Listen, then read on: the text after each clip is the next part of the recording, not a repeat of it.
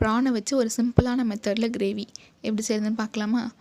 First ஒரு mix ஜாரில் ஒரு கைப்பிடி வெங்காயம், ஒரு பெரிய துண்டு இஞ்சி, 10 பல் பூண்டு, மிளகு, சீரகம், சோம்பு போட்டு ஃபைன் பேஸ்ட்டாக அரைச்சி எடுத்து வச்சுக்கலாம்.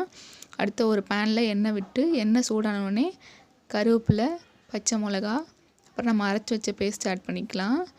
மிக்ஸி அலசி கொஞ்சமாக தண்ணி ஆட் பண்ணிவிட்டு ஒரு பெரிய தக்காளியை கட் பண்ணி ஆட் பண்ணிவிட்டு இதுக்கு தேவையான சால்ட் ஆட் பண்ணி 1.5 ஸ்பூன் பட்டை கிராம்பு ஏலக்காய் தூள் ஆட் பண்ணிக்கலாம். இதோட ரெசிபி வந்து சீக்கிரமாக ஷேர் பண்ணுறேன். நெக்ஸ்ட்டு 1/2 ஸ்பூன் வந்து மிளகா பொடி ஆட் பண்ணிவிட்டு நல்லா மிக்ஸ் பண்ணி விட்டுடலாம்.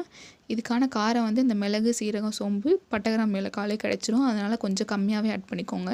1/2 கிலோ ப்ரானை மஞ்சத்தூள் போட்டு நல்லா வாஷ் பண்ணி வச்சுருக்கேன். அது இப்படி தள்ளி ஆட் பண்ணிக்கலாம். ஆட் பண்ணி நல்லா மிக்ஸ் பண்ணி விட்டுருங்க. ப்ரானோட குக்கிங் டைமே 5 மினிட்ஸ் தான். அதனால நம்ம போட்டிருந்த மசாலாலாம் கிரேவி ஆனதுக்கப்புறம் நம்ம ப்ரானை போட்டுட்டு ஒரு மூடி போட்டு க்ளோஸ் பண்ணி வச்சுருங்க. 5 மினிட்ஸ் கழிச்சு பார்த்தீங்கன்னா நம்மளுக்கு திக்கான கன்சிஸ்டன்சியில் கிரேவி வந்து ரெடி ஆயிரும்.